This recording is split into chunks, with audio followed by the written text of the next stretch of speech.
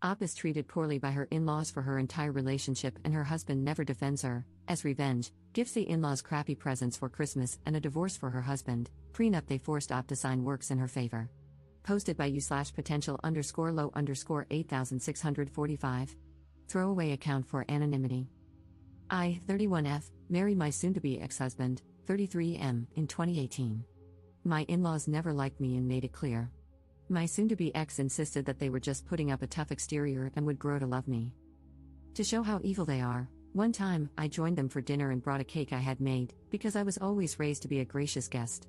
When I stepped into the kitchen and offered the cake to his mother as a thank you for inviting me, she took the plate over to the garbage bin, dumped it in, and handed me the plate back. When I told my husband what she did, he confronted her, and all of a sudden, the crocodile tears started. She claimed she grabbed the plate but didn't get a good grip. I let go too quickly, and it fell to the floor, so, of course, it had to be thrown away. My sister-in-law confirmed that was what happened. My soon-to-be ex owned his own business, and his family called me a gold digger behind his back. Of course, they insisted on a prenuptial agreement, which I didn't care about because I never thought my marriage would end, and I hoped it would appease them and maybe finally get them to treat me kindly. Nope. His business failed once COVID hit. We went through his savings and my own trying to keep it afloat. I refused to go into debt to keep it going, so he closed it down. In 2022, he was suffering from really bad depression because he had lost his business and couldn't find new work. He suggested we move to his hometown, closer to his family, so he had a larger support network. Against my best judgment, we did. He wanted to work only part-time while trying to restart his business, so I became the main breadwinner.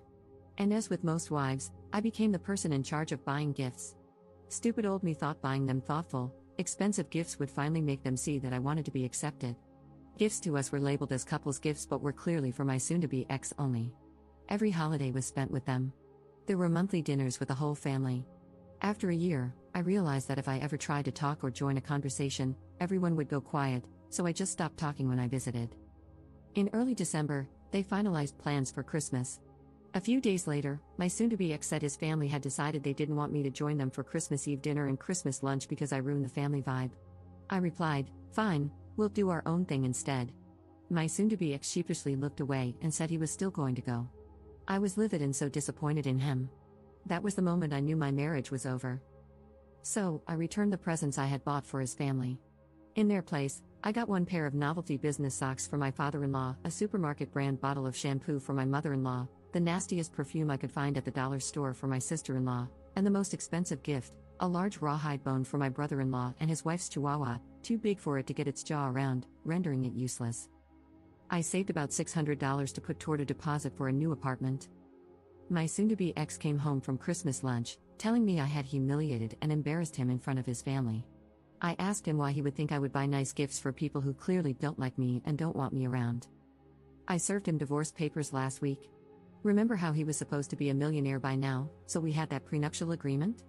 My soon-to-be ex is not eligible for any of my savings, since we were required to keep separate accounts or alimony. He doesn't have money for rent or auto insurance. Not my problem anymore. Some of my friends and family are on my side and proud that I went out in a blaze of glory. Others are telling me I was being way too petty, which isn't really like me. So, am I the jerk here? Relevant comments. Commenter. I would say, be glad you did not have children with him. Be glad you can escape and be free with no strings attached. P.S. This relationship should be a learning lesson about the love you want for yourself and the life you desire, not a loss. Op's response. The first thing I did after I moved into my new apartment was adopt an older cat from the shelter. He was allergic, and I could never adopt one since we first started living together. We're just two old hags living our best lives after being rejected. Commenter 2. He chose his family over you and still expected you to buy all the presents? This was perfectly planned and well-deserved for every one of them, including him. Op's response. He only worked 12 hours a week at Walmart so he could do non-existent work restarting his business. I make just over 6 figures, and I can't believe I didn't realize years ago that I was the family ATM. Commenter 3. So thoughtful of them to insist on a prenup. I hope you send them a sincere thank you note after the divorce is finalized, lol. Op's response. My lawyer even laughed that the prenup setup for him is the one we're going to use for me. It required both spouses to maintain separate bank accounts, and each spouse could keep 100% of their savings. No spouse was eligible for alimony. Update 10 days later. Many thanks to everyone for their support on my last post. I thought I'd send a small update. First, for those who asked how the deposit on my new apartment was only the $600 I saved on gifts, it certainly wasn't. I had to dip into savings, but that $600 helped. My soon-to-be ex didn't bother reaching out to me after I left until he was served the divorce papers and my lawyer made it clear we're exercising the prenup. Then, for a few days, it was loving voicemails and texts I never picked up from him and his family, trying to convince me to come back, which eventually turned into threatening and cruel voicemails and texts when it became clear I wasn't budging. My lawyer suggested I don't block them so we have evidence of harassment if needed. Basically, give them the rope to hang themselves with. But then, last night, I got call after call from my soon-to-be ex. Stupidly, I picked up, thinking there was some kind of emergency or something. I had barely gotten out a hello when he said, "The rent is a week late."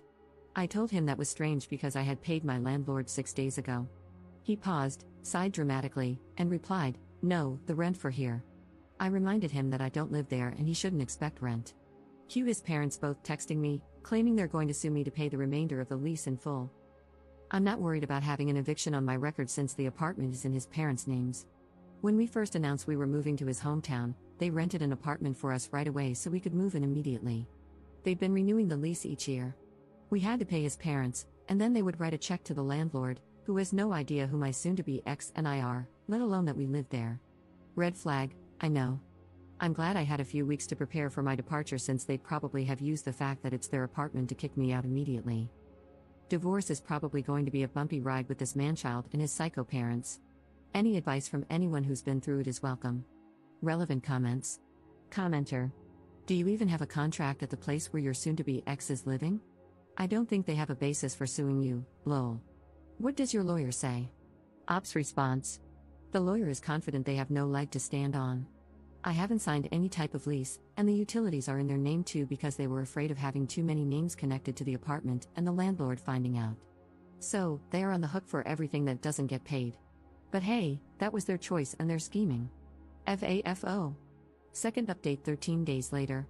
Hi, if this isn't the right place to post any updates, please direct me to a subreddit that better fits. Super sorry if I'm annoying members who aren't interested, but a few requested an update. For those who commented that my soon-to-be former in-laws were probably charging my soon-to-be ex and me more than the amount on the lease, you were right. And we wouldn't have found out if they weren't so entitled and determined to hurt me. They got a cousin, who happens to be a lawyer, to send me a letter demanding that I pay the entirety of the remainder of the lease or they would file suit and force me to pay it. Clearly a scare tactic. So my lawyer sent a formal request to their lawyer for a copy of the lease, which I've never seen, and a copy of their written agreement with us as sublessees, which doesn't exist. They sent the lease and insisted the sublease agreement was a verbal contract. Not only is subleasing explicitly prohibited, but my mother-in-law and father-in-law had been charging us an extra $200 each month. So we notified the landlord that I had been living there with my soon-to-be ex-husband while the lessees were living in their own house throughout the duration of the lease. We also sent copies of my driver's license, with the address, and over 2 years of bank and credit card statements listing the address. They were served with a 30-day eviction notice yesterday, which I know about because my mother-in-law left a voicemail accusing me of kicking my soon-to-be ex out of his home and mentioning that she now drives with a baseball bat in her car and will be keeping an eye out for me, lol. Obviously, my lawyer's expertise is in family law and this was outside her purview, so she referred me to a colleague who specializes in real estate law. We met today to devise a battle plan, and I am now suing my mother-in-law and father-in-law for all the money I can prove I transferred for rent throughout my residency there, since the apartment was technically not a legal rental. They had no clean hands to sublease to us and then sue me. My lawyer isn't sure how a judge will view it, and the amount exceeds my state civil compensation limit, but he's confident that it will scare them and leave them open to settling for just returning the additional $200 from each payment. I think that's fair because I did live there with my soon-to-be ex-husband, and I don't think it's right to get all the rent money back. I'm an adult, and adults pay rent. I also don't want them to have the satisfaction of saying I'm using the divorce as a windfall. On the soon-to-be ex front, there's no news. We will likely need to go to family court for a separation order since he won't agree to the financial details of the separation agreement my lawyer has drafted. My state requires a 1-year separation period before a divorce can be finalized, so this is going to be a long process. A few people ask why he did what he did and if he's offered any kind of explanation or justification. We haven't really talked since he was served. I don't know if he just fell out of love but found me financially convenient, if the mask finally lifted, or if being so close to his family gave them opportunities to manipulate him. I don't know, and I don't care. I don't need closure, I need them all gone. Looking back, making promises during couples counseling and slowly regressing is enough closure. Knowing he allowed his family to treat me like crap for so long is closure. That final betrayal at Christmas is closure. My focus isn't on figuring it out, it's on making sure I'm happy. Relevant comments. Commenter. Isn't there a prenup? So he can spend money on a lawyer arguing, but there's already an agreement, isn't there? Ops response. Yes, it was set up in his favor because he owned a business that was supposed to be a huge success. Then COVID hit, and it went poof. Now I'm the one with the money, and the prenup is actually protecting me. Commenter 2. Don't forget to investigate soon for the return of money invested in his business. It was a premarital asset and exempt from the prenup. Worth a shot to see if you can recover some or all of that wasted savings. Ops response. I had never thought of this. I'll bring it up when I meet with my lawyer next time. Commenter 3. Keep their calls and text messages as evidence for a protective order. Ops response. Absolutely, she's going to regret it because she works for the school district, and a restraining order won't allow her to teach. Commenter 4. I don't know, and I don't care. I don't need closure, I need them all gone. And that's how you know you're starting to heal. Too many people let toxic exes back into their lives in the name of closure.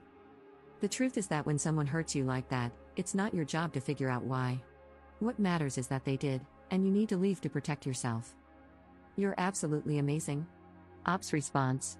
Thank you, honestly, I feel like a new person, like someone who's been ill and is finally able to go outside and breathe fresh air.